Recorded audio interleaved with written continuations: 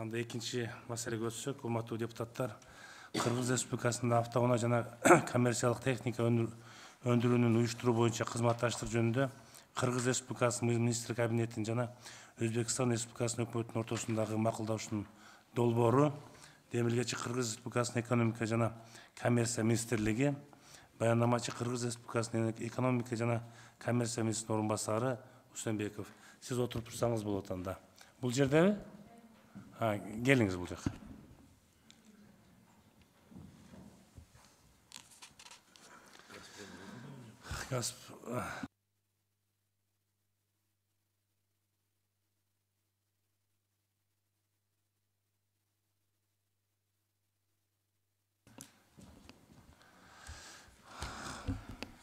Айнура Дактурбаевна, канча убакыт жетиштүү болот сизге? Кыскача эле. Кыскача эле. Кыскача эле, андан баштаңыз. Саламатсыздарбы, урматтуу Азизбек Атакөзүевич, урматтуу депутаттар. Өнөр жайды өнүктүрүү өлкөнүн социалдык экономикалык өнүгүүсүнүн артыкчылуу багыты болуп саналат. Муну 2018-2040 жылдарга Кыргыз Республикасынын өнүктүрүүнүн улуттук стратегиясы жана 2026 жылга чейин Кыргыз Республикасынын өнүктүрүүнүн улуттук программасы, Кыргыз Республикасынын өнөр жайын 2019-2023 жылдарга туруктуу өнүктүрүү стратегиясы сыяктуу бир катар иштеп жаткан мамлекеттик стратегиялык өнүктүрүү документтеринде бекемделген. Өнөр жайы өнүккөн дээрлик бардык өлкөдө автоунаа өндүрүшү уюштурулуп, мамлекет тарабынан олуттуу колдоолор берилип келет. Коңшу мамлекеттердин экономикалык абалынын деңгээлине автоунаа өндүрүү тармагы өзүнүн айтаарлык салымын кошуп келет. Казакстан Республикасында мисалы алсак, автоунаа өндүрүшү өнөр жай тармагын 5%-ын түзөт, ал эми Өзбекстан Республикасында 8,5% түзөт. Бүгүнкү күндө Кыргыз Республикасынын экономика жана коммерция министрлиги тарабынан өзбек кесиптештер менен биргеликте Кыргыз Республикасынын аймагында автоунаа жана коммерциялык техниканын өндүрүшүн уюштуруу боюнча сүйлөшүүлөр жүрүп, Кыргыз Республикасы министрлер кабинетинин жана Өзбекстан Республикасынын өкмөтүнүн ортосунда макулдашуунун долбоору иштелип чыккан. Бул долбоордун ишке ашырылуусу эки өлкөнүн башчыларынын деңгээлинде макулдашылып, жогорку деңгээлде жетишилген макулдашууларды ишке ашыруу боюнча иш-чаралардын пландарында камтылган. Кыргыз тараптан бул долбоорду ишке ашыруу үчүн ДТ Техник жоопкерчилиги чектелген коому жана Нур ачык акционердик коому, ал эми Өзбек тараптан болсо Узавтосанат ачык акционердик коому аныкталган. Долбоор 3 этап менен ишке ашырылат. Биринчи этапта ийри түйүндүк чогултуу метод менен 3 жыл аралыгында жалпысынан 10 000 автоунаа жана коммерциялык техника чыгарылат. Бул этапта Кыргыз Республикасынын жарандарынан 500 жаңы жумушчу орун түзүлүп, локалдаштыруу деңгээли 5-10% түзөт. Экинчи этабы дагы ийри түйүндүк чогултуу метод менен өндүрүш башталгандан тартып 4-5 жылдары автокомпоненттеринин өндүрүшүн уюштуруп, 20 000 автоунаа жана коммерциялык техника чыгарылат, локалдаштыруу деңгээли 15-20% түзөт. Кыргыз Республикасынын жарандарынан 1000 жумушчу орун түзүлөт. Үчүнчү этап 6 жыл чакан түйүндүк чогултуу методу менен өндүрүш уюштурулуп, бардыгы болуп 30 000 автоунаа чыгарылат. Ушул этаптан баштап транспорт каражаттарын өндүрүү үчүн комплектөөчүлөрдү жеткирүү болуп, Кыргыз Республикасынын резидент өндүрүүчүлөрү аныкталат. Ошондой эле Кыргыз Республикасынын жарандарынан 2000 жаңы жумушчу орундары түзүлөт. Бүгүнкү күндө Нур ачык акционердик коому буга чейин Узавтосанат ачык акционердик коому менен комплектөөчүлөрдү жеткирүү боюнча кызматташып келгендигин эске алуу менен, ушул долбоордун алкагында да комплектөөчүлөрдү жеткирүү тарап катары аныкталган. Белгилей кетчү нерсе, республикасынын аймагында автокомплектөөчүлөрдү өндүргөн башка ишканаларда бул долбоорго кошумча келишим түзүү менен катыша алышат.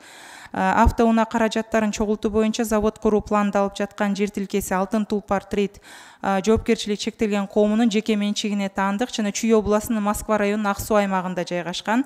Жер өнөр жай категориясына кирет. Учурда ДТ Техник жоопкерчилиги чектелген коому менен Алтын Тулпар Трейд жоопкерчилиги чектелген коомунун ортосунда завод куруу үчүн жер тилкесин ижара берүү боюнча келишим түзүлүүдө.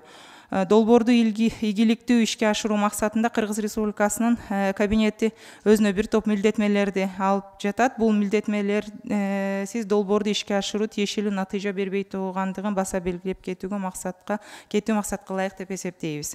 Эң негизги милдетмелерге токтоп кетсек, бул автотранспорт каражаттарын өндүрүү үчүн арналган автоунаа комплекттерин импорттоодо жана ата мекендик автоунаа каражаттарын сатууда КНС төлөөдөн бошотуу каралып атат. Жана экинчиси автотранспорт каражаттарын өндүрүү үчүн ташылып келген машина комплекттерди, автокомпоненттерди бажы алымдарынан бошотуу. Дагы белгилеп кетсек, кээ бир автоунаа комплекттерин сунушталган тизмедеги компоненттердин көбү 0% ченге ээ. Жогорудагыларды жана Кыргыз Республикасынын министрлер кабинети мамлекетибизде өнөр жай тармагын өнүгүүсү үчүн көрүп жаткан аракетин эске алуу менен ушул долбоорду колдоп бериңиздерди өтүнөбүз. Жана бул долбоор бүгүн макулдашууга келип жатат. Мындан кийин ратификацияга дагы келебиз. Бүгүнкү күндө 26 январда ожидается Өзбекстан Республикасынын президенти Шавкат Миромонович Мирзиёев ошол госвизиттин алкагында бул макулдашууга кол коюлат. Ошондуктан колдоп бериңиздерди суранабыз. Рахмат. Анда урматтуу депутаттар, суроого өтсөк, биринчи суроо Айша Бибулаевичтен. Рахмат, Азиз Атакозович. Айнура Доктурбаевна, бул макулдашуу долбоорун жеке мен колдойм. Бул себеби бул жакшы жышан, жакшы иштин башталышы. Бирок эми бирек тактап кете турган. Бул долбоорду биринчи кезекте ким сунуштады? Кыргыз тараппы же өзбек тараппы? Биз тарап сунуштаганбыз. Биз сунуштаганбыз, э? Ооба. Бул жерге азыр сиз айтып аткан ДТ техник ЖЧКсы, Нур ЖЧКсы жетекчилери барбы?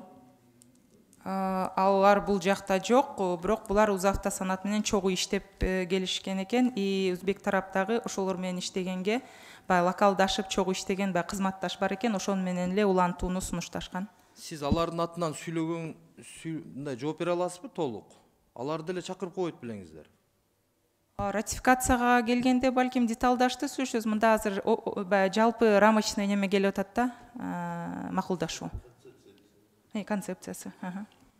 Себеби бул коңшу Өзбекстан Республикасы менен азыркы күндө алакабыз жакшы.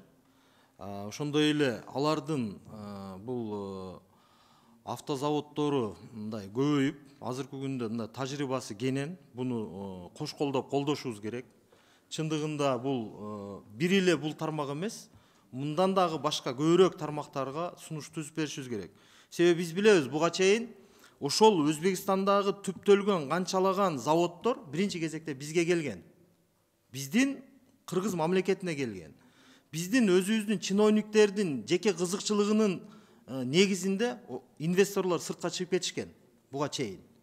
Ошого эми мындай мүмкүнчүлүктү колдон чыгарбай, болгон шартты түзүп берип, биринчи кезекте бул экономика министрлиги, сиздер түзмө-түз тиешеңиздер бар. Аларды кош колдоп туруп, болушунча шартты түзүп бериш керек. Бул жерде тактап кетүүчү суроо, долбоор качан башталат? Бүгүнкү күндө 120 кол коюлган күндөн тартып 120 күндүн ичинде Кыргыз тарап өзүнүн милдетмелерин жана комплектөөчү буюмдарга жана башка таможенный бажы төлөмдөрү боюнча милдетмелерди алып жатпайбыз. Ошолорду 120 күндүн ичинде ишке киргизишибиз керек. Андан кийин ал күндөн кийин 180 күндүн ичинде уже биринчи этап башталышы керек. Биринчи этап ошо мен мурунку докладымда айтып кеткендей 3 жылдын ичинде ишке ашыш керек да. Баштапкы суммасы канча? Сумма азыр макулдашуунун алкагында бекиген жок. Общий концепциясы бекип жатат. Анан эки тараптуу жана чарбакер субъекттер 3 тараптуу келишимге кол коюп, сүйлөшүлгөндөн кийин ошондо суммасы чыгат го. Возможно, ратификацияга келгенде кайталабыз. Бул жерде сиз Москва районунда курулат дедиңиз, э? Ооба. Жер жеке тараптыкы? Ооба. Анда бул жана сиз айтып аткан эки кыргыз тарап сунуштап аткан эки ЖЧК дагы ал жеке тарап. Ооба. Анда жеке тарап өздөрүнчө сүйлөшүп атса эмне тиешеңиздер бар сиздердин? Негизинен бул тармакты өнүктүрүү, анан жумушчу орундарды түзүү. Анан баягы жалпы налогдон бошогон жок да, эгер жумушчу орундар түзүлсө, ал жактан дагы косвенный налогдор түзүлөт. Жалпы сферага, экономикага болгон баягы косвенный, прямой технология келет. Көп эмелери бар да, положительный. Жер ошондо бул жерде мисалы мамлекеттик жерлерди сунуштасаңыздар болбойт беле? Же жокпу жер? Бул жакта ошо ДТ Техника, Нур эки компания менен Узавтосанаттын уже бирге иштеген баягы тажрыйбасы бар. Анан ушул 3 компания чогуу иштейли деген сунуш болду. Мен түшүнүгүм боюнча бул жерде Кыргыз мамлекетиндеги жеке ишкерлер менен Өзбекстандын ортосундагы келишим экен. Сиздердин бул жерде көп деле мындай тиешеңиздер жок экен да негизи. Только бир мамлекет тарабынан боло турган мисалы иш кагаздарын гана жөнгө салып берип койсоңуздар, буга чейинки мындан кийинки кыла турган иштерин ичара сүйлөшүп алып туруп жеке тарап өздөрү чечет экен да. Сиздер шарт кое албайт экенсиздер эч кандай. Жалпы баягы чөйрө түзүп бериш керек да ишкердик өнүккөнгөчү. Ошол жагынан мамлекет иштеп кеткенге аракет кылып ошого жардам беребиз. Рахмат. Бул жерде Кыргыз-Өзбек фонду дагы бар го бизде. Ошол фонддун да тиешеси барбы жокпу бул жака? Эгер реализацияга киргенде долбоор финансылык каражат керек болсо, сөзсүз түрдө фонд бул долбоорго кошулат. Дагы бир тактап кете турган. Бул жерде Кыргыз тараптан эки ЖЧКны берип атасыздар да. Бул эки ЖЧКнын ортосунда эч кандай талаш тартыштык болбойбу? Же экөө тең иштеп кошулуп биргеликте иштешеби? Тең биргеликте партнерстводо иштешет. Ошондо эки ЖЧК тең салымын кошуп туруп биргеликте иштейт. Жанан бирөөсү аукцион кылып же да башка кылып туруп бирөө сыртка сүрүлүп калбайт, Жок, андай болбойт. 3 тараптуу келишим болот. Рахмат. Мен колдойм. Буну эми болушунча батыраак бүтүргөнгө аракет кылышыбыз керек. Рахмат. Рахмат. Анда кийинки сөз Жеңишбек Шерматович. Саламатсыздарбы, урматтуу депутаттар, урматтуу чакырылган коноктор, урматтуу Айнура Докторбаевна. Мен бул долбоорду колдойм, кош колдоп колдойм. Бул макулдашуу ишке ашып калчудай болсо, Кудайым буйруп, жакшы ниет кылып туралы. Биздин экономикабызга жакшы салым кошулат, экономикабыз өсөт, жумушчу орун түзүлөт. Ошо менен бирге биздин жергиликтүү биздин жарандарыбыз жаңы атамекендик автоунааларды айдап жүргөнгө мүмкүнчүлүк болот да. Бул абдан жакшы проект. Эми негизи биз Кыргыз, Өзбек эли бул бир тууган эл, базары да бир, мазары да бир. Мынакей кечөө чек ара маселеси боюнча абдан жакшы чечим кабыл алдык. Чек араны мынакей чечип алдык. Кудайым буйруса, Шавкат Мирбаевич келсе, рахматыбызды айтабыз. Мен айтайын дегеним, Айнура Токторбековна, ушул мынабы жазылып турат да. Автотранспорт каражаттарын өндүрүү үчүн арналган машина комплекттерин импорттоодо, сатууда НДСтен бажы алымдарын жайым төлөөдөн ушул макулдашуу күчүнө кирген күндөн тартып 120 күндүн ичинде бошотулат деп белгиленет дейт. Бул кантип түшүнсө болот? 120 күндүн ичинде биз бошотуп беришибиз керек да, ошол процедураларды министрлер кабинети дайындап беришибиз керек да. Бул 120 күн ичинде салыктан бошотулабы? Бул иштеген долбоорду өндүрүлгөн товар деп айтсак болот да, продукция дейличи, ошону бошотобуз да, бирок биз 120 күндүн ичинде ошону чечишибиз керек. Шарттарын чечип, баарын бекитип беришибиз керек да. 120 күн аз эмеспи? Бул эми абдан мындай кыйын процесс да. Кандай дейсиз? Андай деле болгон жок. Аны тийиштүү мамлекеттик органдар менен өзүбүз чогуу биргеликте консультация кылып, ошо 120 күндү алдык. 120 күндүн ичинде чечилиш керек. Айнала Токтурбаева. Биз өзүбүзгө ошондой обязательство алып атабыз да. Жок, 120 күнүн ичинде эмес, бираз ушуну менин сунушум, урматтуу депутаттар. Бул эми 120 күн деген аз да убакытчы. Ошону эгер сиз макул болсоңуздар, ушул маселени карап туруп бираз көбөйтүп коюш керек да. Бул эми бул транспорт автомобилде эле, аны чыгарыш керек, комплекттеш керек, аркы берки өйдө төмөндөр бар. Бул жанагындай биз эми завод ачып көргөнбүз да, бул эми линия аркы берки схема болуп калат, убакыттан бираз утуруп коебуз, плюс өйдө төмөн болуп калат. Ошон үчүн мен ойлойм 120 күн бул аз. Жок дегенде бир жарым жылга узартып бериш керек. Кандай дедиң, урматтуу депутат? Минимум жарым жылга узатып бериш керек. Мен ошону сунуштайм, урматтуу Айна Токторбековна. Берсеңиздер, баягы өндүрүштү коюу ал башка процесс да. А бул баягы шарт чөйрөнү түзүп берүү, мамлекет 4 айдын ичинде министрлер кабинети андай шарттарды чече алат аны. Анан экинчи тарап бул 26-сында уже бул соглашение макулдашуу кол коюлмак президенттин госвизити алкагында. Ошондуктан колдоп бериңиздерди өтүнөбүз. Анткени ошол президенттин келишинин алкагында кол коюлса, өзбек тараптан дагы өтө маанилүү долбоор болуп калат да, президенттин мамлекеттик визитинин алкагында жактырылган депчи. Айнала Токторбаевна, мен түшүндүм сизди, Чоң рахмат. Конечно, бул долбоорду колдойбуз да. Бул жеке эле биздин кыргыз элибиз үчүн болуп атпайбы? Ошондо бизде кайсы машиналар чыгып калат ошондо? Жалпы 19 түрү берилип атат. Биринчи жанагындай мини грузовик, портер деген машиналар чыгабы, же кандай болуп калат? Ооба, вот микроавтобус бар. Это Chevrolet компаниясы, корейская, да? Пикап, микроавтобус, пикап, седандардын түрү. Там седандардын бир топ түрү бар. Ошондо 19 түрү бар да? 19. Ошондо мындай анализ жасап көрдүңүздөрбү? Эгер биздин өзүбүздүн машина деп коебуз да, мына Кыргызстандан чыккан машина болуп калат да. Баасы канча болуп калат? Мындай эсептеп көрдүңөрбү? Эгер кымбат болсо, анда тормоз болуп калат. Анда кайтып эле биздин жана көнгөн подержанный машиналарды алып калат да, элдерчи более надежно, допустим, Toyota, Hyundai, Porter деген абдан надежный техникалар буларчы. Канча болуп калат баасы? Сиз кызыгып көрдүңүзбү? Так баасын азыр айта албайт экенбиз, анткени расчеттор жүрүп атат да азыр.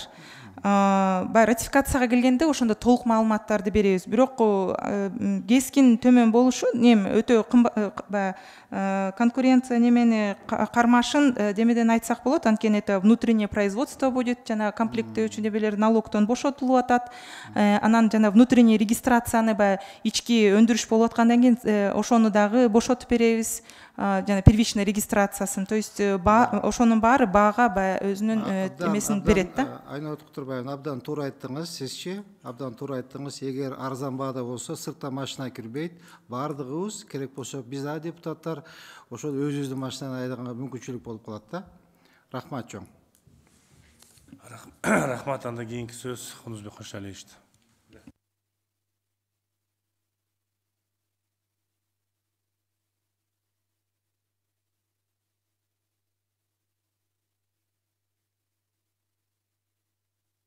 Кечесіздер.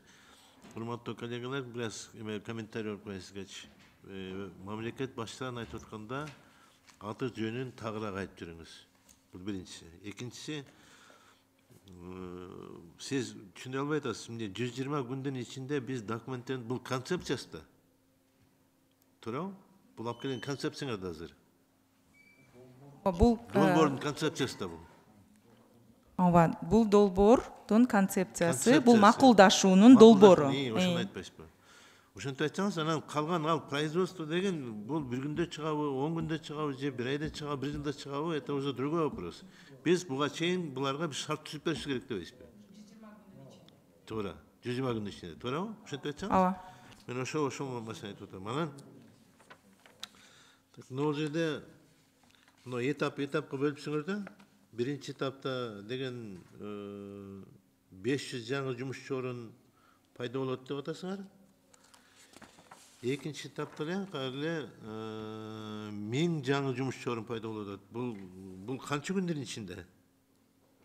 Биринчи этап 3 жылга эсептелген, экинчи этап 4-5 жыл деп эсептелүүдө, үчүнчү этап 6 жыл деп эсептелүүдө. Значит, 6 жылдын ичинде биз 30 000 бирдек дана уна чыгарабыз. Ооба. Мен колдойм муну, конечно. Бизде баягы жана мен коллегам айтып кеткендей, бир жакшы айтып кеттиңиз. Бул техниканын баары бизге келген мурда. Биз шуну ушинтип отурган балким депутаттарбы, балким чиновниктер колдобой ушулар чыгып кетишкен бизден. Мына азыр кайра келип атат ушул нерсе бизге. Ошондуктан мен колдойм муну. Анан эми дагы калган процесстерди дагы пленардык заседанияда көрөбүз да. Баасын алып келесиңер, туурабы? Чиновниктер да эми. Ошон үчүн ошол убакта алып келсеңиз, ошондо баасын дагы ар бир техниканын чыгарган убактысын алып келесиңер, баарын толук алып келесиңер да. Туурабы? Рахмат, мен колдойм муну. Анда кийинки сөз Марат Молдоновичте. Айнура Докторбаевна, мен да колдойм, бул жакшы долбоор. Бул мурун эле келсе болмок бизге. Азыр мынакей урматтуу президентибиз, өкмөт башчыбыз сүйлөштү деп атасыз. Анан мына жерде жазылып атат, макулдашуу долбоордун 4-чү беренесине ылайык тараптар эки өлкөнүн чарба жүргүзүү субъектилеринин ортосунда долбоорду ишке ашыруу боюнча макулдашты. УЗАВТО Санат ачык акционерлик коому бул Өзбекстан тараптан экен. Бул 100% мамлекеттик экен, ушундайбы? Анан ДТ техник жоопкерчилиги чектелген могу ЖКнын директорунун фамилиясын билесизби? Ресмен. Досматов. Подскажет? Досматов да, мен кече ушуну окуп отуруп ушундай жакшы нерсе болуп атканда бир интересоваться эттим да. Мына ачык маалыматтарда жүрөт могу жерде Досматов производство чыгарган экен, завышенный стоимость менен бул азыр жанагы мошенник катары иш козголуп 1 миллион 250 000 долларга иш козголуп билесизби, билесизби ушуну? Интернетте жүрөт бул. Мен кече поинтересовался. Анан биз эртең президентибизди, өкмөт башчыбызды уят кылып койбойбузбу? Бул МАН автомашинасын ошо Өзбекстандан алып келгенде, ошонун ортосундагы разница, который 1 250 000 долларов экен да. Мошенникте уголовное дело козголгон экен. А бул кандайча мындай чоң проектке кирип атат? Айтып бериңиз. Бул боюнча такташыбыз керек экен, бирок УЗАВТО Санат, ДТ техник Нур үчөө бүгүнкү күндө партнердо иштеп келатышат. Алардын эч кандай маселеси жок, үчөө иштеп келатат. Экинчиси Нур ачык акционерлик коомунун генеральный директору барбы? Не, вообще он есть? Где? Интернетте жүрөт го, ал уже дүйнөгө салып кеткен деп. Карасаңар интернет. Я не взял, вот интернет я посмотрел. Ошон үчүн силерге во внимание возьмите деп атам. А эртең ошол келгенде жанагысы мошенник болсо, тигизи дүйнөгө салып кеткен болсо, анан кандай иш болот? Тем более жер, менчик жерди алып атпсыңар азыр, договор түзүп. Вот здесь надо вам хорошенько, здесь разобраться надо. Эртең биз ошол өкмөт башчыбызды, урматтуу президентибизди уят кылып койбойт, мындай жакшы иш кылып атканда. Силерге берди, силер алып келдиңер, даже не поинтересовались, да, туане такие. Просто интернет ачып көрсөңөр ошол жерде жүрөт. Мен кече атайын ушуну кылдаттык менен карадым да, бул аябай сонун проект. Элибизге жумуш орду болуп атат, автомашиналар чыгып атса, анан мондой кишилер келип атса берге, я думаю, это очень неправильно. Как вы думаете? В рамках переговоров ИБКС өзбекская сторона менен алар катышып жатат. Вы поинтересуете, органдарга берип көргүлө. Эгерде действительно ошондой болсо, могу ратификацияга алып келгенге чейин эртең буларды оңдоп атканда карап көргүлө, уят болосуңар. Бир проекттер бүгүнкү күндө процедура менен өтүшөт да органдар аркылуу. Биз азыр сиз айткан маалыматты дагы тактайлы биз анда. Анткени өтүшөт, по процедура өтүш керек да, өтүшкөн булар. Досматов, Фархатжан деп эле кирсеңер чыгат, шарак деп туруп. Рахмат. Рахмат, анда кийинки сөз Серикбек Алмазбековичте. Саламатсыздар төраға, урматтуу кесиптештер. Саламатсыздарбы Айнура Докторбаевна. Мен колдойм бул долбоорду. Бирок бу жерде могу келишимде өзбек тараптан УЗАВ, Авто, Санат, анан кийин ДТ Техник, Нур менен болуп атат да. Бул жакта дагы ОСО Алтын Тулпар Трейд деген кыпчылык калыптыр да. Ошол жөнүндө маалымат берип коесуңарбы?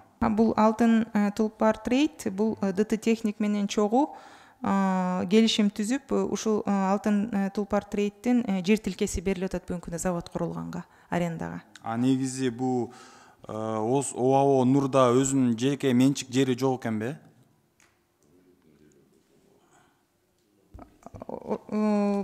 ДТ Техник өз чарабына алган жерке тилкесин өзү беребиз деп.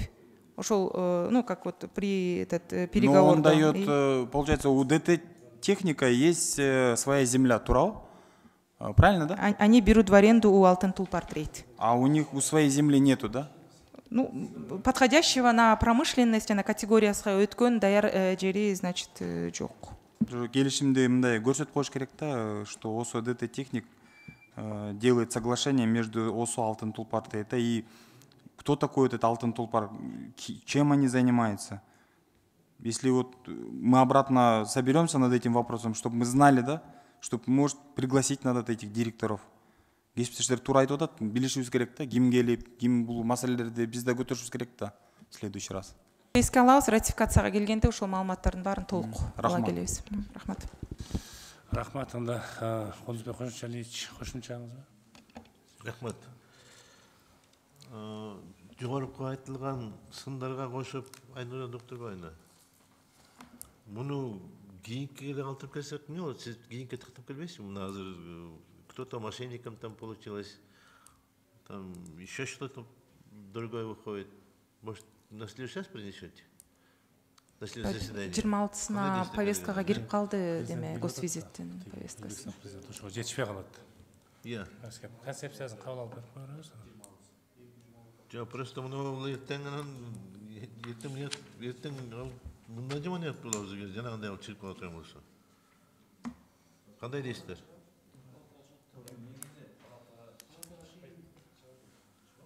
Жок, палатага чыкпаса Макулдашууну силерге макулдашууга эле келдик да. Кол коюлгандан кийин ратификацияга келебиз. Жок, мындай да, Айнура Докторбаевна, сиз деген эми как бекта сизден башка эч кимге айта албайбыз. Ошондуктан келе турган материалыңарды биринчи карап алып келбейсиңерби? Мен азыр бул иш айтпасам, мен муну билбейм эмесмин.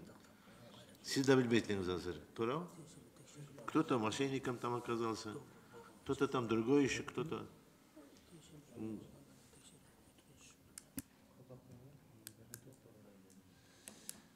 Концепциясынан да колдоп туралы? Концепциясын колдоп туралы. Алишер Абилович, кошумчаңыз бар? Рахмат. Урматтуу коллегалар, Кодузбек Кожочалиевич, бул жерде бул концепция деле эмес да, бул болгону долбоор. Бул долбоордун негизинде булар азыр ушул эмени тактагандан кийин, анан кийин мыйзам болуп туруп, ратификацияга келгенде ошондо концепция биринчи, экинчи, үчүнчү окуу болуп бүтөт да. Бул жерде ошон үчүн бул биз азыр эгер туура көрсөңүздөр колдоп берели. Ага чейин эми кемчиликтерин дагы толуктаса, эми мындай жакшы нерсе болуп аткан болсо, бир шаг алдыга жылы бергенибиз жакшы го деген да. Анан кийинки ратификацияга келгенде андай кемчиликтер болсо, анда керектеме кылабыз. Менин оюмча. Рахмат. Урматтуу депутаттар, анда мен бир Айнура Докторбаевна, мындай бир суроо бар да. Бул жерде машинанын баягы 19 чакты машина чыгат дедиңиздерби? Бизде эми өзүңүз жакшы билесиз да, баягы аграрный мамлекетпиз да. Ушул баягы айыл чарба техникалар да барбы ушул жерде? Бул жакта жүк ташуучу, айыл чарбага ошо непосредственно жүк ташуучулар кирип калат. Айыл чарба техникаларын сөзсүз караш керек, билесиз да, ал жерде баардыгы чыгат алардачы. Айыл чарба техникаларын да ушу жана алып койсоңуз. Бизге өзүбүзгө белгилеп алалык, анан жана в рамках переговоров ошону да кайталып. Депутаттар дагы аябай сын пикирлерди айтты, ошондо сиздер жакшылап териштириңиздер. Билесиздер да, ал эми мамлекеттик ишкана болсо Өзбекстанда, бизде бир частный, анан жерди болсо арендага алып, эртең жердин ээси завод салгандан кийин башкача сөйлөп баштасаң анан эртең уят болуп калбайлы, баардыгын ушул плюс минустарын баарын караңыздар, макулбу? Эртең ушул бүгүндөн баштап киришиңиздер. Анда ооба. Мамлекеттик эле жерден алса болмок. Ошон үчүн мамлекеттик эле жерден аракет кылбайсыздар. Барбы ушул? Толтурак уже мамлекеттик жерде. Эртең маселе жарылат да, заводду кургузуп коюп. Ана, Пуги, сиз ушул боюнча бир айтып коюңузчу өзүңүздүн оюңузду. Урматтуу депутаттар, саламатсыздарбы? Мамлекеттин жери эми мамлекеттик жана муниципалдык болуп бөлүнөт, жеке менчик. Мамлекеттик да жерлер жок эмес, бар. Ушул Чүйдүн областынын тегерегинде акционердик коомдордун, мамлекеттик ишканалардын жерлери бар. Ал боюнча дагы зарыл болсо биз карап сунуш бергенге даярбыз. Рахмат. Урматтуу депутаттар, анда суроо жооп бүттү. Добушка койсок болобу? Анда добуш коем, урматтуу депутаттар, добуш берсеңиздер. Макул, каршы жок. Өттү. Комитеттин чечимин окуп койсом. Кыргыз Республикасынын автоунаа жана коммерциялык техника өндүрүүнүн уюштуруу боюнча кызматтык жөнүндө Кыргыз Республикасынын министрлер кабинетинин жана Өзбекстан Республикасынын өкмөтүнүн ортосундагы макулдашууну долбоору жактырылсын. Ушул чечимдин көчүрмөсү Кыргыз Республикасынын экономика жана коммерция министрлигине жөнөтүлсүн. Анда дагы бир жолу добуш коем, урматтар, алынча кошумчалар менен. Макул, каршы жок, өттү, отура берсеңиз болот.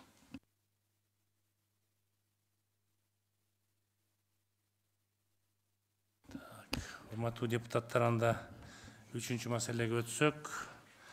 2023-2025 жылдарга Кыргыз Республикасынын мамлекеттик менчиктештирүү программасынын долбоору тууралуу жана Кыргыз Республикасынын Жогорку Кеңешинин 2011 жылдын 8-июлундагы номер 941 токтому менен бекитилген мамлекеттештирилген объекттерди натыйжалуу башкаруу жана текшерүү боюнча программага өзгөртүүлөрдү киргизүү жөнүндө демилгечи Кыргыз Республикасы министрлик кабинетинин төрагасы Жапаров, баяндамачы Кыргыз Республикасынын экономика жана коммерция министринин орун басары Асылкулов.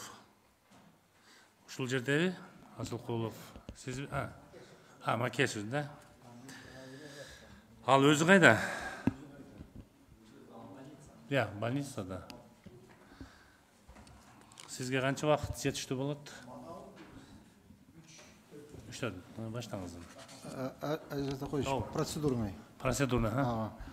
Урматтуу депутаттар, урматтуу Азиз Акозович, мынау эми боюнча өткөндө эле макулдаштык элек. Ушу министрлер өз эркесе жакшы болот эле да. Мына Талайбек Өмүкеевич өзү канча бизде жыйын болсо бул киши өзү келет. Ал эми бизде ушундай бир жанында болуп калды да, өнөкөт болуп калды. Министр жок, орун басары жок, экинчи орун басары. Ушул маселеде урматтуу депутаттар катуураак сунуш барбы? Эми министр келсе жакшы болот эле, ушуну министр келгенде карабайлыкпы? Мен ушул сунушум дошо коем. Түшүнүктүү. Сурооңуз барбы? Уруксат берсеңиз, урматтуу депутаттар, Азат Акозович, урматтуу Жеңиш Нурматович. Министр экономика коммерция эмгек өргүсүндө орун басарга жүктөлгөн, орун басар келип баяндама берсе, негизги баяндамачы биз тараптан сунушталып атат да, өзү мамлекеттик мүлк фондусуна. Анан бул токтом долбоору кийинки жума бюджет комитетине, анан Жогорку Кеңештин кароосуна чыгат. Бир топ сизди бюджетке салым кошо турган, ыкчам чече турган тизмелери бар. Уруксат берсеңиздер, туура көрсөңүздөр, карап берсеңиздер. Кандай дейсиз? Туура эле болобу? Макуланды. Анда сөз сизде. Баштай бериңиз. Кыскараак. Рахмат. Урматтуу Азизбек Атакозович, урматтуу комитеттин мүчөлөрү. Кыргыз Республикасында мамлекеттик менчиктештирүү жөнүндө мыйзамдын 4-беренесине ылайык мамлекеттик менчиктештирүү программасы министрлер кабинети тарабынан иштелип чыгат. Жогорку Кеңеш тарабынан бекитилет. Министрлик Кыргыз Республикасынын министрлер кабинетинин 2022 жылдын 28 ноябрында номер 662 токтому менен жактырылган. 2023-2025 жылдарга Кыргыз Республикасында мамлекеттик менчикти менчиктештирүү программасынын жана Кыргыз Республикасынын Жогорку Кеңешинин 2011 жылдын 8 июлундагы номер 941 токтому менен бекитилген мамлекеттештирилген объектилерди натыйжалуу башкаруу жана тескөө боюнча программага өзгөртүүлөрдү киргизүү жөнүндө долбоорду кароого киргизет. 2023-2025 жылдарда менчиктештирүү программасынын долбооруна мурунку программадан менчиктештирилбей калган 14 объект кирди. 2023-2025 жылдарга мамлекеттик менчикти менчиктештирүү программасынын долбоору жалпысынан 34 объект камтыйт. Биринчи тиркемеге белгиленген тартипке акциялардын мамлекеттик пакетин жана мамлекеттин үлүшүн сатуу жолу менен менчиктештирүү объектилери тизмеси 13 объект түзөт. Экинчи тиркеме Аманат улуттук холдинг компаниясы ачык акционердик коомдун уставдык капиталына номиналдык наркы боюнча өткөрүп берүү жактан мамлекеттин катышуу үлүшү менен чарбалык коомдордун тизмеси 14 объект түзөт. Үчүнчү тиркеме мамлекеттин менчигине 100% акцияларын үлүшүн сактоо менен чарбалык коомдорго кайра уюштурууга жаткан мамлекеттик ишканалардын тиркемеси 1 объект. Төртүнчү тиркеме менчиктештирүүгө жактан башка мамлекеттик мүлктүн комплекстер тизмеси 6 объект. Программанын долбооруна кирген ири объектилерден бул Альфа Телеком, Мегаком мамлекеттик 100% үлүшү, Кыргыз инвестиция кредит банк бул KCB 10% үлүшү, Кепилдик фонд 8,77 үлүшү, Керемет банк 0,74 үлүшү. Ошондой эле программанын долбоорунда улутташтырылган СК ресурс 70% үлүшү жана Каприз 28,34% үлүшү кирди. Медиа холдинг Пирамида 100% үлүшү Кумтөр холдинг компания карамагына өткөрүп берүү үчүн Кыргыз алтын уставдык капиталына салым катары берилет. Кыргыз көмүр мамлекеттик ишканасынын акционерлештирүү сунушталат. Программанын долбооруна ошондой эле Аккеме гостиница комплекси киргизилди. Ошондой эле Кыргыз Республикасынын Жогорку Кеңешинде 2011 жылдын 8 июлунда бекитилген номер 941 улутташтырылган объектилерди натыйжалуу башкаруу жана тескөө боюнча программаны бекитүү жөнүндө токтомуна өзгөртүү киргизүү сунушталат. Тактап айтканда, телерадио компания Пирамида жоопкерчилиги чектелген коомунун Кыргыз Республикасынын өкмөтү тарабынан тиешелүү чечим кабыл алгандан кийин мамлекеттин менчигине калуучу объектилердин тизмесине көрсөтүлгөн. Алып салып биринчи тиркемесинен алып салып жана менчиктештирүүгө жаткан объектилердин тизмесине экинчи тиркемеге киргизүү сунушталат.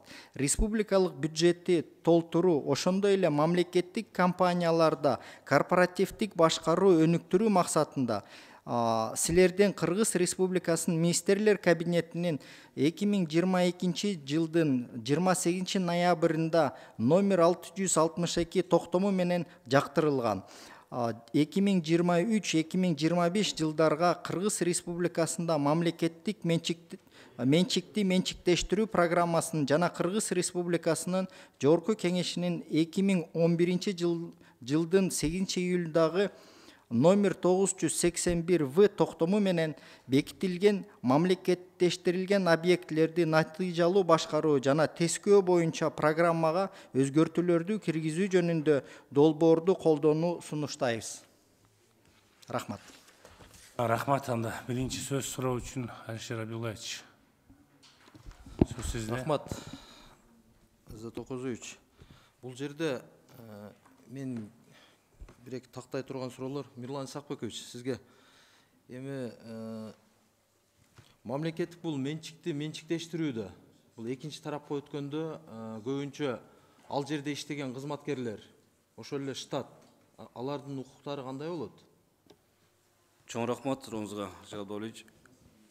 Биринчиден, урматтуу депутаттар, менчиктештирүү программасында сунушталып жаткан 34 тизменин өзгөчөлүгүн айтып коеюн, токтоло кетейин. 34-тün ичинен 14 акционердик коомдун акциясы, ошол эле үлүшү бар мамлекеттик акционердик коом түзүлүү пландалууда, аманат деген ошонго өтөт. Ал сатылбайт дегенди билдирет.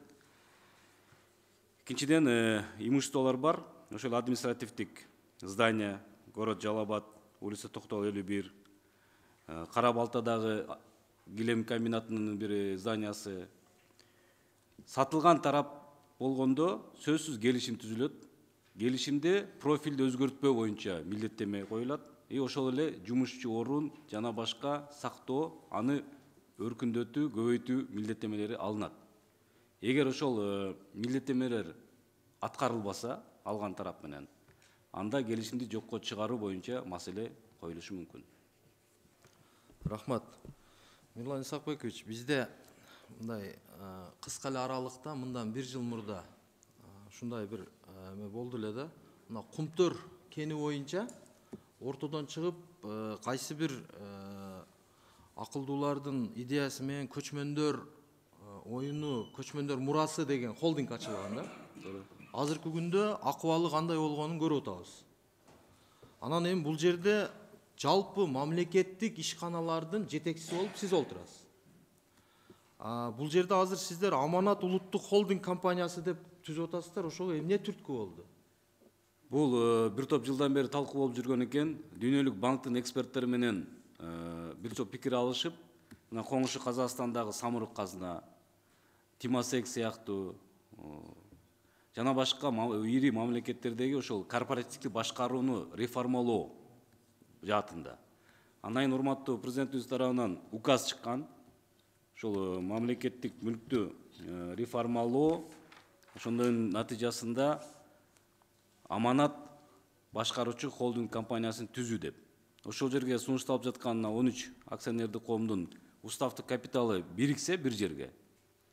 Ошол холдингдин уставдык капиталы чоңоет, анан сырткы инвесторлорду тартууга, эл аралык соодага чыгууга, баалуу кагаздар менен IPO-го чыгууга мүмкүнчүлүк жаралат деген негизги максаттардын бири. Атайын эгерде зарыл болсо презентациясы бар, убакыт бөлүп комитеттин отурумуна кирсеңиздер, аны өзүнчө карап берсек деген ойдомун. Указ бар, указ аткаруу үчүн өкмөттүн токтом долбоору чыккан, долбоор бүгүн талкууда турат. Өзү негизи эми ал тармакта сиз иштеп калдыңыз, ар бирин ийне жибине чейин карадыңыз. Ушул Аманат улуттук холдинг компаниясын куруш керекпи өзү негизи? Мен жеке оюмда албетте керек деп ойлойм. Бир эле мисал келтирип кетейин. Бүгүн 21 акционердик коомдо 70 директор кеңеши мүчөсү бар.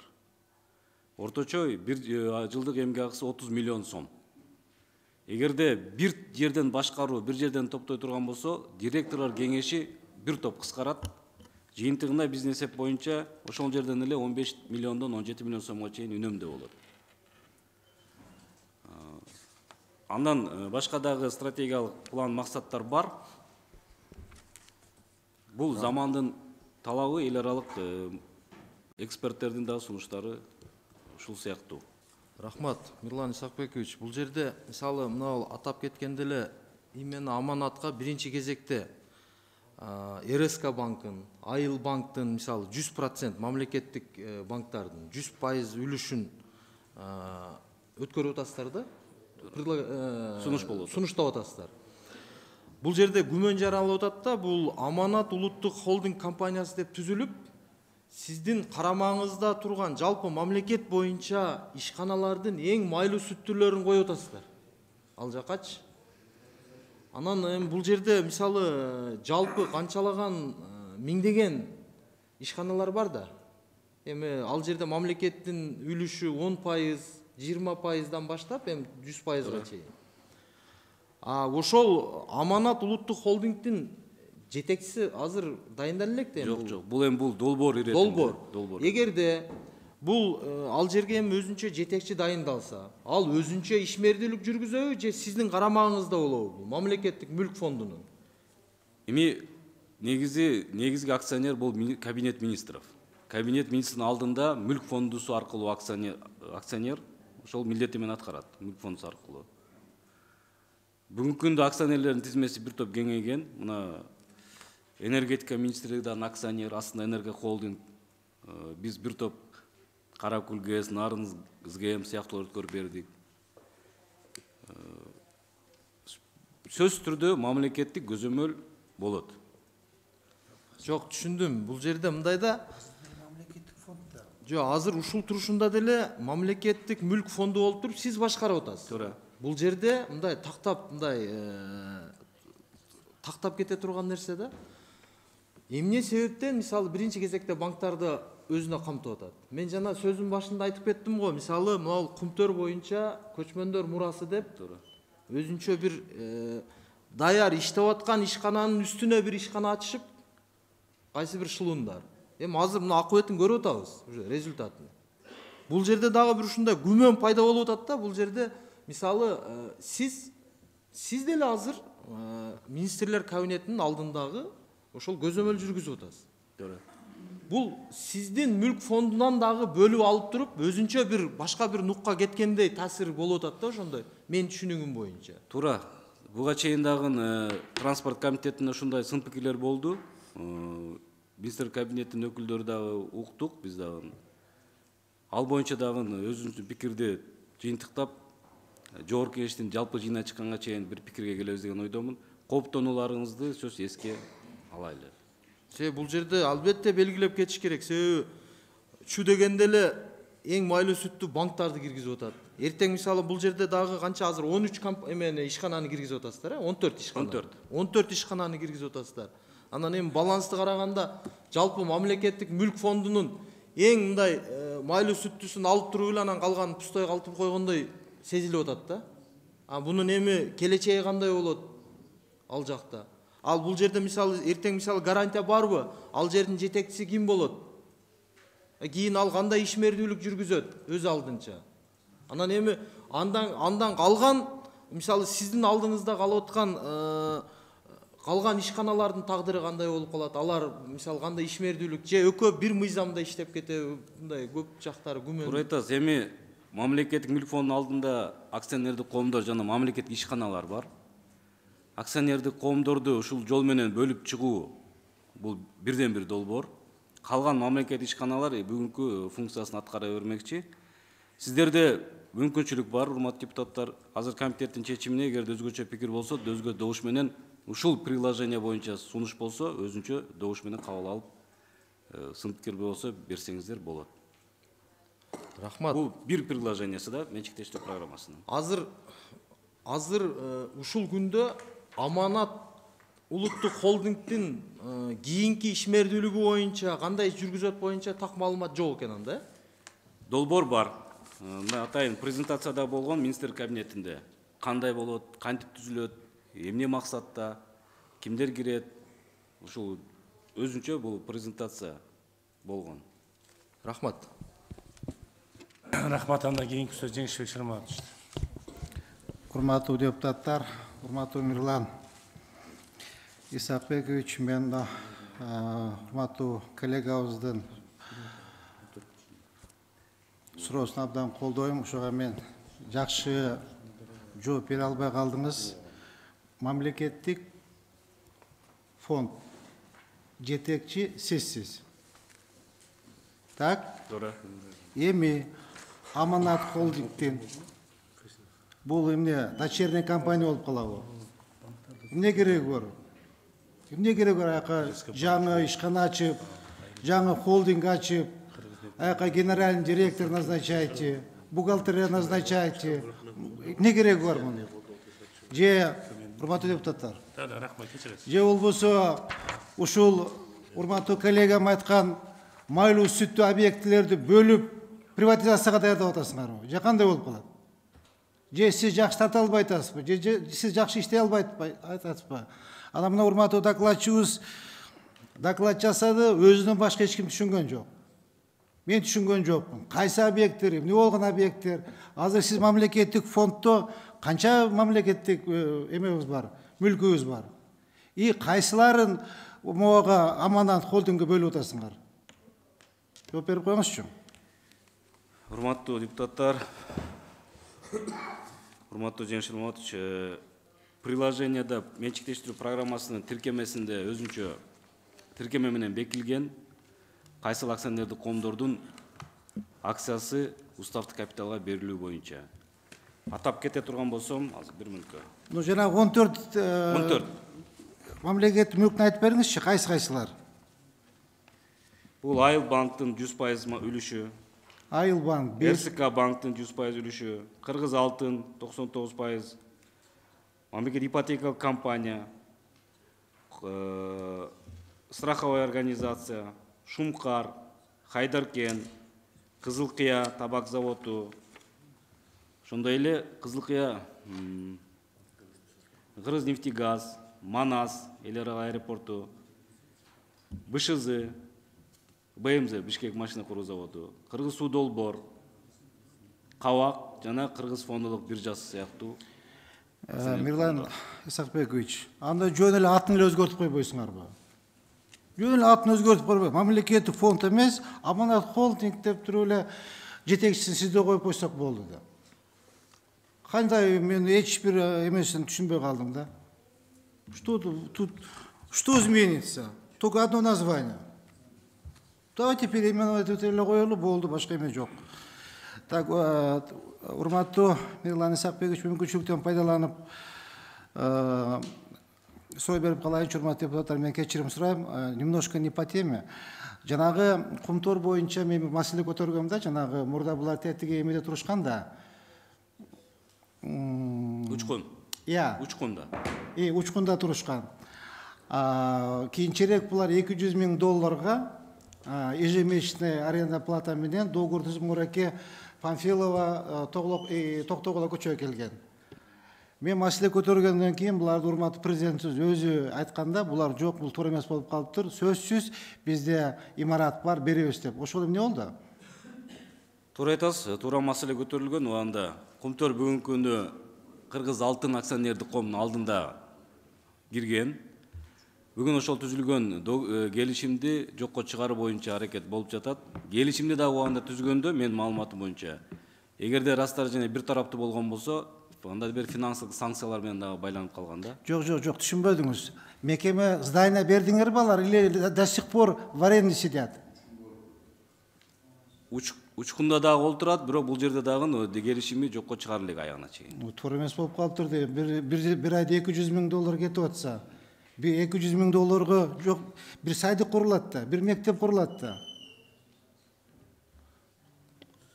Ушу маселени караш керек болду, урматтуу Мирлан Исакбекович. Конечно, бул сиздин компетенцияңызга кирбейт, бирок мекеме здание беребиз, көчүрөбүз деген маселе көтөрүлгөн да. Значит, до сих пор эле ошол $200,000 төлөнүп аренда отурушат экен да, так получается?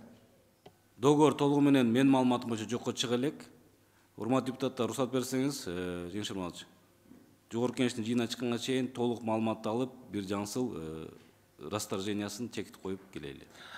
Дагы бир маселе, мына как раз РСК банк боюнча. Бизде мынакей Жалал Абад шаарында өзүңүз абдан жакшы билесиз, кичине мындай одноэтажный, многоэтажный домдун биринчи этажында отурушат да, абдан кардарлары көп. Очень много клиентов. С утра до вечера очередь. Батпайт. Ошого бир мамлекеттик болгондон кийин бир жакшынакай мамлекет Жалал Абад шаарында бизде барбы мындай мамлекеттик мүлк?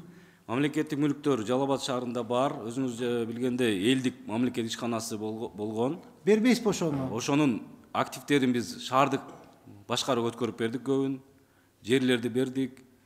РСК Айыл банк, РСК бул акционердик коом өзүнүн каражатына дагы ылайыктуу имарат болсо сатып алганга укугу бар. Биз аны карап көрөлү. Ыңгайлуу делген имарат болсо, ошону уставдык капиталын өткөрүп берүү боюнча маселени көтөрөлү. Мына жана өзүңүз жакшы билесиз, КСД бош эле турат да. КСД жарым зданиясы бош пустовать этип талкаланып бүттү. Ошону берип койбойсуңар жок деле. Хотя бы тиги административный зданиясын берип койсоңор ошол жерге батмак. Элдер кыйналбайт эле. Тетиги очередь ичинен баштап сыртка чыгып кеткен. Кышта сыртта турушат. Мына көчөмөн барып келдим. Мына кардарлар сыртында турушат. Между прочим, Кыргызстанда эң локомотив болгон банк РСК банк. Ушуну эгер колдон чыгарып колдобосо кандай уят эмеспи? Мамлекеттик банк болуп туруп. Туура айтасыз. Бул маселени көзөмөлгө алып коебуз. Көзөмөлгө сөз алайын. РСК банк былтыры 300 миллион пайда менен чыккан болсо, быйылкы жыл жыйынтыгы менен 1 миллиардтан ашык таза пайда менен чыкты. Потенциалы бар, уставдык капиталын дагы көтөрүп атабыз. Рахмат жон. Рахмат, анда кийинки сөз Амирбек Дүйшалиевичте. Мирлан Сакбекович, азыр ушундай мамлекеттик мекеменелер, ишканалар, имараттар жетишпей атат да мамлекетке. Анан борбордо имараттарды менчиктештирүүгө бергенибиз ушунча зарылчылыгы бар беле? Жалпысынан туура айтасыз, имараттар жетишпеген маселе бар. Кайсыл имаратты сатуу жөнүндө бул жерде маселе коюлуп атат. Айтып кетейинчи мен. Бул Лагиненко көчөсүндө жайгашкан имарат. Бул жерде Айыл банк олтурат. Айыл банк аренда төлөп олтурат.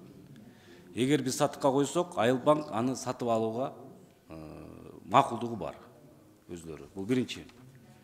Экинчи, Жалал Абад шаарындагы улуттук коопсуздук кызматынын имаратын жаңы имаратка көчүштү. Эски имаратты ушул перечинге кирген, аны дагы сатыкка койсок, мүмкүн кардар чыгат деген ойдобуз. Үчүнчү, Кара Балта шаарында килем комбинат болгон экен убагында, өндүрүштүк зонада. Ошол жерде түрктүк инвесторлор келип, жашынакай чоң, айтканда, кайра иштетүүчү жеңил өнөр жайды куруп атат. Ошонун жанында мамлекетке тийиштүү бир эскилиги жеткен имарат бар экен. Мен өзүм да барып көрүп келдим. Ушуну сатсаңар биз сатып алабыз деп алар дагы сунуш кылып атат. Биз мыйзамдык жол менен, процедура менен баалап, анан аукционго коюп, мыйзамдуу жол менен ачык айкын сатып алалы деп сунуштап жатабыз. Мына 3-4 эл имарат жөнүндө сөз болуп атат. Азыр эле сөз болду да тиги Өзбекстан менен, машина завод курабыз. Биз азыр эле сунуш берип атабыз. Мамлекеттик ишкана болсун деп, мамлекеттин саясатын колдойлу. Ишканалар ачылса, ушу мамлекеттин Айыл банк, РСК банк эл үчүн иштеп атат да. Анан эми азыр силер Аманат улуттук холдинг компаниясын өткүзсөңөр, мамлекеттик мүлктү башкаруу фондунун кереги барбы, кереги жокпу? Мамлекеттик мүлк фондусун урматтуу депутаттар, мен мына 2 жылга жакын иштеп атам. Ал жерде бир топ функциялар бар экен. Бул акционерлик коомдор менен иштөө, мамлекет ишканалары менен ижара, бир мамлекеттик мүлктү экинчи мамлекеттик мекеме өткөрүп берүүдө буйрук чыгаруу, инвентаризация, мындай айтканда толгон токой, кыймылсыз мүлк, кыймылдуу мүлктөр, автоунааларды списаниясы, сатып алууда уруксат берүү, кайра ушул сыяктуу ыйгарым укуктар бар. Ошондуктан мамлекеттик мүлктүк фондунун функциялары керек, ал калыш керек, өзүнүн жумушун улантыш керек. Өзүңүздүн көз карашыңыз кандай Аманат фонд боюнча? Бул эми биз коллегиалдуу орган, министрлер кабинетинин бир подветкасынын жетекчиси катары айтып атам. Бул коллегиалдуу чыккан чечим, бул өкмөттүн токтоо менен бекитилген чечимди сунуштап жатабыз. Ал эми сиздердин пикириңиздер менен, комитет чечими менен сунуштар болсо, аны сөзсүз алы да карап чыкканга биз макулбуз. Эми жанагындай шылуумдардын бир схемалар болуп калбасын деп атабыз да. Рахмат. Рахмат. Анда кийинки сөз Марат Молдонович. Ким кошумча кыласыз, сүйлөп бериңиз. Могу Мирлан Исакбекович, жаңа айтып кеттиңиз го, эми акционерный общество болгондо 17 миллионов будет сэкономлено деп атасыз да. А сизде болсо болбойбу ал экономия кылса? Бүгүнкү күндө мен айтып кетпедим, 21 акционердик коомдо ар биринде директор кеңеши бар. 5-тен 7-ге чейин, мисалы, 3-төн. Эгер Аманат болуп бир акционердик коомго айланып, ошонго барды астына келсе, анда директор кеңешинин саны кыскарат деген. Жок, ошону при кошуңуз эле бириктирип туруп кыскартып койсо болбойбу? Эми акционердик коомдор жөнүндө мыйзам бар атайын. Ошо мыйзам болгондо азыр биз деле кооптонуп атпайбы? Азыр эле менин коллегам айтып кетпеди, жанагы Кумтөрдүн акционерный обществосунун не болду аягы? Азыр түрмөдө жатат. Там кандай болуп атат?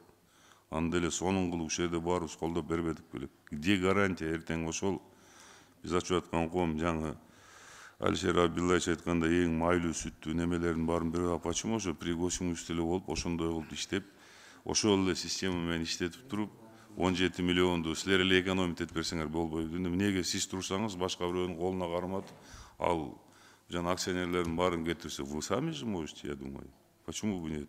Аны деле көп мындай сложность эчтекеси жок болуш керек. Азыр биз алабыз да беребиз, анан эртең историяда биз ушул жерде отурган эр азамат депутаттардын баарыбыз возможно күнөөлүү болуп калышыбыз да мүмкүн. Ооба. А бул жерде азыр аны кыскартып туруп эле сонун кылып иштетип койсоңуз болот. Ага сиздин көзүңүз жетет. Баарын эле көрүп туруп, бирок өкмөттүн токтому деп бизге алып келип атабыз. Менин личный мнением ошондой да. Ошол эле 17 миллион сиз кыскартып койсоңуз болот.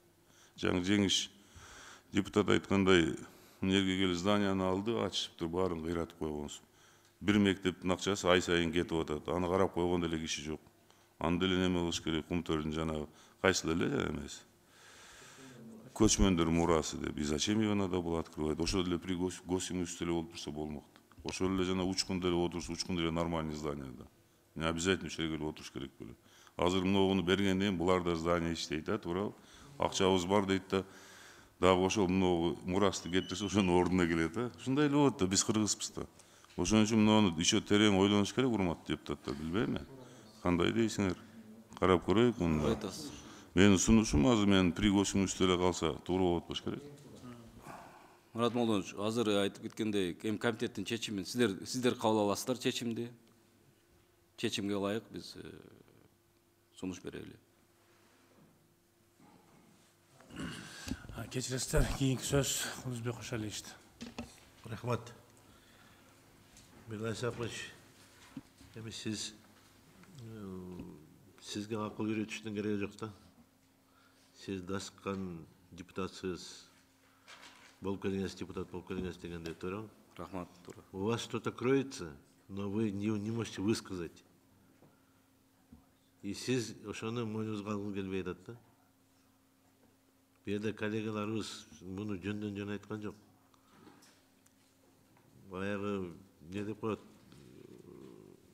шөйгени капка катпай эле койбойлубу? Сиз аны же өкмөткө айта албай атасызбы? Мунун артында бирөө түртүп атат да, моундай кылсак моундай болот. Моундай жактары бар депчи.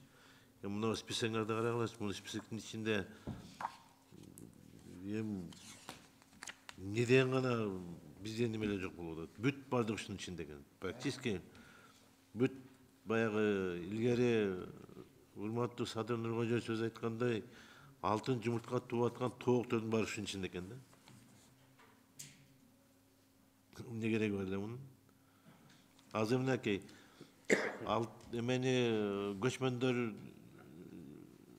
мурасын жок кылабыз деп, мына азыр 750 миллионбу ушундай бир жок чыгым болуп атабыз. Орду жок. 750 миллион ликвидацияга жок кылып атабыз. Эми ушунун кереги бар беле? Сиз андан көрө өзүңүз эле ачык эле айтып, сиз өзүңүз айта албасаңыз, по секрету айткыңыз келбесе, анда мага кириңиз. Бул моундай болуп атат деп айтыңыз. Биз азыр мамлекетибизге тыйын таппай эмне болуп атканыбызды көрүп атасыз да сиз. Прекрасно. Туурабы? Мына азыр энергия сектору боюнча тытышып атабыз бу жерде отуруп алып азыр мынакей. Не деген гана сөз айтпаган сөз айтып атабыз. Элементарный биздин проводторубуз жок деп атат, кабелдерибиз жок деп атат. Зачем эми?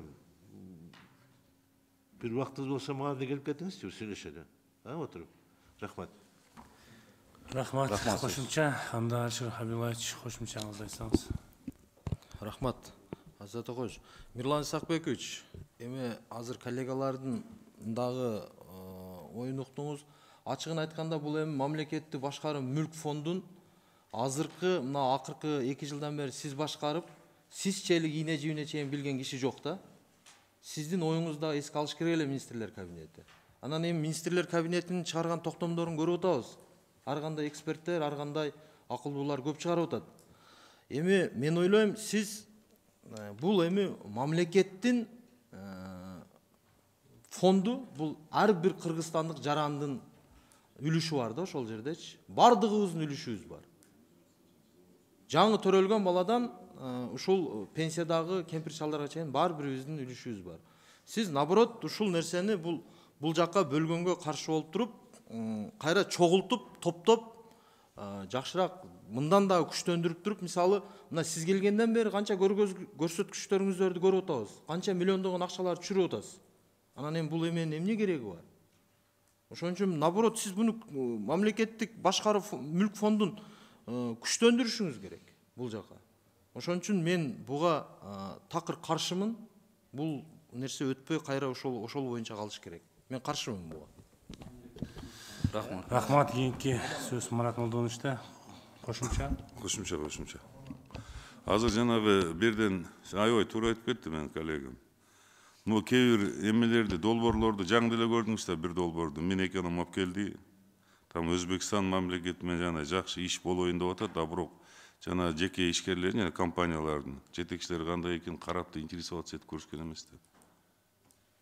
Анан мына жерден да сиз деле өзүңүздүн немеңизди карап, оюңуз менен да немелер чыгарыш керек. Анан мен жана кечеси айттым эле немеде, соцкомитетте. Азыр жанагы немелер менен заниматься этиш керек. Жана айыл өкмөттө турган кече плачевный зданиялар менен ошолордун баарын 30 жылдан бери кармап туруп, действительно, урматтуу депутаттар, жана МТМ, мамлекеттик госимустан балансына турат да. Ошону азыр айыл өкмөттөргө өткүзүп бериптир, жана кечээ өзүңүз айткандай, ушун тез аранын ичинде жанагы акцион аркылуу, конкурс аркылуу сатыш керек. Турат да баягы чоң здание кулап калган, фонду бузуп атат, инфраструктураны бузуп атат. Ошону сатса, ошол жердеги жеке ишкерлерге акцион аркылуу сатып туруп, ошол жерде ишканалар курулат эле да. Бу да болсо мамлекетке аябай чоң жардам болот эле. Ар бир айылда мен тогун айтпайм, жүрдүм го талашты ишти. Ар бир айылда ошондой зданиялар бар. Ошону эгерде берсе бир жакшы жеке ишкерге, ошол өзүнүн айылына жок дегенде бир 50-дөн 100-дөн жумуш ордун кылып туруп, кичинекей Талас областында 91 айыл бар. Ошол жерде эсептеп бериңиз, 50-ге көбөйтсөңүз 5000 жумуш орду пайда болуп калмак да өзүнөн өзү эле. Бул мамлекетке чоң жардам болмок да. Наоборот, ушунун үстүнөн иштейик азыр. Ошол жана турат го айылдардагы МТМ, СМТМ, ошону кылайын деп атса да, азыр бул көчүмүздө 30 жылдан бери турат. Же мамлекет кылбайт, же неме кылбайт, айыл өкмөт инфраструктурасын оңдоп, бир жакшы иштерди кылып келген, ошо келип такалат. Все, госимуста запрет. Ушундай эле да. Болбойт бул мамлекеттин мүлкү деп. Анын уже кулап атат. Мырза да. Бул действительно уят да, ушулардын баарын жөнгө салып коёкчу, жабылып туруп барыбыз азыр. Кече өзүңүз да айттыңыз, эмелерди алып барып атабыз. Ушуларды бериш керек элге. А мондой жаңы эме айткандай, Кундузбек Кошелович айткандай жумурт берип аткандарды таратпай. Ушуларды жок, элге тапшырып берсек, это очень правильно будет да. Мен ушуну сизге жардам берейик баарыбыз, чогуу иштейик, концепциялар болсо иштеп чыгайык, мыйзам болсо да оңдоп чыгайык да. Мен түшүнүп турум, сиз деле макул болуш керексиз ушу менен. Ушуну бир ишке ашырып коелукчу, биз ар бир айыл өкмөткө чоң жардам беребиз да. Рахмат. Сөзсүз, урматтуу депутаттар, уруксат берсеңиздер, туура маселелер көтөрүлүп атат. Марат Молдонович, кече дагы айткам, 2 күндөн бери жогорку кеңеште жүрүп атам. Ушул пикирлердин баарын жыйынтап туруп, сөзсүз мен өзүнчө иштейбиз ар бириңиздер менен. Анан тек транспорт комитетте да ушул пикирлер айтылды, сын пикирлер аманат боюнча. Бюджет комитети жыйынтыктайт. Ошол жерге жеткенге чейин биз дагы министр кабинети өзүнүн чечимин дагы карап, бул эми токтомдогу 2-чи приложение болгону. Калган дагы приложениялар бар, аларды колдоп бериңиздерди суранам. Рахмат. Рахмат. Анда жеңиш Шаматовичте да кошумча бар экен. Урматтуу депутаттар, урматтуу жыйынын катышуучулары, мамлекеттик фонд бул элдин мүлкү. Урматтуу коллегабыз абдан туура айтты. Элдин мүлкү элдин колунда болуш керек. Мамлекеттин колунда болуш керек. Азыркы мына сиз жетектеп турган мамлекеттик фонд абдан туура. Азыр мынакей аманат фонд болот. Анан сатмай фонд болот. Анан жок болмой фонд болот. Мамлекеттин мүлкү тонолот, сатыла жок болот. Мына көрдүк кой приватизацияны. Көрдүк кой мынакей приватизацияны. Эмне деген килтеген зданиялар сатылып кетти. Эмне деген завод, фабрикалар сатылып кетти. Эмне деген автобазалар сатылып кетти. Сөзүңүн маалыматыңыз бар. Ошон үчүн урматтуу депутаттар, мен бул долбоорду колдобойм. Ошол мамлекеттик мүлк бойдон калыш керек. Элдин мүлкү элдин колунда болуш керек. Азыр шашпаңыздар, урматтуу Мирлан Исакбекович. Шашпаңыздар, жетекчилерге айтып коюңуз. Сатканга успеем мы еще. Все впереди. Азыр 1 метр, 1 квадрат метр ден за днем дорожает. Күндөн күнгө кымбаттап баратат. Эмне кыласың мынча шашылып? Турсу мамлекеттин канча деген менет кетти буга. Бардык мамлекеттин мүлкүн топтоп бир руслага салыш үчүн. Өзүңүз катуу туруңуз. Мынакей урматтуу коллегабыз айтып кетти. Эгер алыңыз жетпесе, биз жардам берели. Өзүңүз жетекчеңиз, иштеңиз, эл мүлкүн башкарыңыз. Биз жат эмеспиз, мынакей депутаттарыбыз бардыгы, элдин өкүлдөрүбүз. Ар бир депутаттын артында 10 миң, 15 миңден эл турат. Давайте элдин мүлкүн коргоп калалы. Мынакей, запомните мои слова. Эгер Аманат холдинг болчу болсо, бул сатмай холдинг болот. Жок болмой фонд болот. Талап тономой фонд болот. Раскулачим, растратим народное богатство. Жок болуп кетет. Ошон үчүн, урматтуу Мирлан Сапаевич, ушул маселени жетекчилерге жеткириңиз. Биз да депутаттар айта алам муну. Чоң рахмат. Рахмат. Оңузбек Кошалиевичте да кошумча бар экен. Мирлан Сапаевич, мага бир экеле 3 маалымат берип коюңузчу. Кыргызнефтегаз азыр канча прибылда? Кыргызнефтегаз азыр жылдын жыйынтыгы менен, урматтуу депутаттар, март айларында жылдык жыйын болот. Ошого чекти айтып койсоңуз. Оперативдүү маалыматтар боюнча 2 миллиардтан тегерегинде таза пайда менен чыгат. Бул бизде убыточный болчу. Туурабы? Убыточный болчу мурда. Мурда убыточный эле. Аэропорт Манас канча прибылда азыр? Аэропорт Манас азыр оперативдүү маалыматтар боюнча 5 миллиард сом деген прибыль менен чыгат. Быйылкы жылы жалпы бизге караштуу акционердик коомдор былтыр 11 миллиард таза пайда менен чыккан. Быйыл 16 миллиард сом таза пайда менен чыгуу. Сизге да канча орун басар керек? Чтоб сиз ушулардын мынауну азыркы ушул фондду түзбөй эле, сизге да канча да орун басар керек, канча штат керек сизгечи? Бүгүнкү күндө штатыбыз жетиштүү. Штаттык саны. Өзүңүздүн сөзүңүзгө өзүңүз противоречите. Сизге штаттын бардыгы бар болсо, замдарыңыз болмосо бар болсо, бунун түзүп кереги барбы жокпу?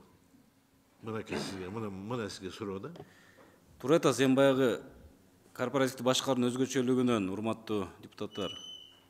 Эми керек, негизи өзүнчө бир отдел же управление, ушул стратегиялык багыттарды аныктоо, өнүктүрүү, корпоративдик башкарууну, эл аралык опыттарды изчет этип, алардын эмгек акысы жана башка жактар каралса, мындан дагы көбүрөөк натыйжа болот деген ойдомун. Сиздики по глазам видно, что вы что-то не можете досказать. Сизге керек этейин өзүмчө. Монту айта албай атасыз да, ачык биринчи айта албай атасыз. За вами что-то кроется, за вашей душой то что-то кроется. Ошон үчүн айтып атам. Мына бу жерде коллегалар бардыгы жөнсүз айткан жок сизге. Ошончо кирсеңиз менен сүйлөшөлүк, подушка сүйлөшөчү көзүнө. Рахмат. Башка суроолор жокпу? Ана мен бир суроо берип коеюнчу, урматтуу депутаттар. Эми негизи урматтуу депутаттар туура айтты. Мирлан Сапаевич баягы буга чейин түзүлгөн да ГП бар болчу да, мүлк дегенчи. Анын тагдыры кандай болду? Бойча сөз болгон жок да. Буга чейин түзүлгөн да буга чейин. Туура ГП элдик деп түзүлгөн, жана ГП мүлк деп түзүлгөн. Элдик жакында жоюлду. Анын активдери көбү Жалал Абад шаардык мэрияга жана мамлекеттик органдарга кетти. Ал эми мүлк дирекция по управлению объектами деп өзгөртүлгөн. Бүгүнкү келген мына сот аркылуу конфискация болуп келген улутташтырылган объекттер, башка өтүп аткан мүлктөрдүн баардыгы ошол дирекцияга келет. Биринчи, дирекциядан анан тийиштүү министрликтерге же жергиликтүү өзүнүн башкаруу өкүлдөрүнө өткөрүп берилет. Рахмат. Анан ошол тизмеңиздерди карадым да, ошол баягы көп эле ошол стратегиялык мааниси бар мамлекеттик ишканалар жүрөт да, бул жерде ошо банктар, аэропорт жүрөт, Кыргызнефтегаз жүрөт, чоң ишканалар жүрөт да, ошол сиз айтмакчы бул негизи мен деле депутаттар айтып кетти, аябай жакшы. Мен деле кошулам, бул аябай муну жылдырбаш керек да. Ооба. Анан ошону эле өзүңүздөр жакшылап карасаңыздар болот. Ошол ушунча пайдап келип аткан ишкананын баарын жок кылып анан эртең мындай карап эле турабыз, билип турабыз, что эртең сатылууга даярдалып аткан нерсе да мына. Анда урматтуу депутаттар, суроолор жок болсо, комитеттин чечимин окуп коеюн. 2023 жылдарга карата Кыргыз Республикасынын мамлекеттик менчиктештирүү программасынын долбоору тууралуу жана Кыргыз Республикасынын Жогорку Кеңешинин 2011 жылдын 8-июлундагы номер 941 токтому менен бекитилген мамлекеттештирилген объекттерди натыйжалуу башкаруу жана тескөө боюнча программага өзгөртүүлөрдү киргизүү жөнүндө Кыргыз Республикасы Министрлер Кабинетинин токтомунун долбоору жактырылсын. Чечимдин алдына, добуш берүүнүн алдында пикирлер айтылып калды, урматтуу Азат Козович. Экинчи тиркемени өзгөчө пикир менен калган тиркемелерди колдоп бериңиздер. Экинчи тиркеме боюнча добушка коем, анан ошонун негизинде жана алабыз да. Добушка коем, урматтуу депутаттар. Добуш бериңиздер. Жок, ал боюнча эмес. Азыр биз уже чечим четке кагуу боюнча деп. Азыр комитеттин чечимин добушка коем, бул жактырылсын деп биринчи. Добушка коем, добуш бериңиздер. Каршы, макул жок, өткөн жок. Экинчи четтетилсин деп добуш коем, добушка койдум, колдоо боюнча.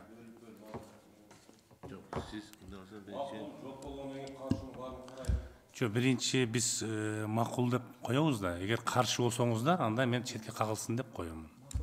Ооба. Жок, мен макул деп койдум, өткөн жок. Эми четке кагылсын деп добушка коем, урматтуу депутаттар.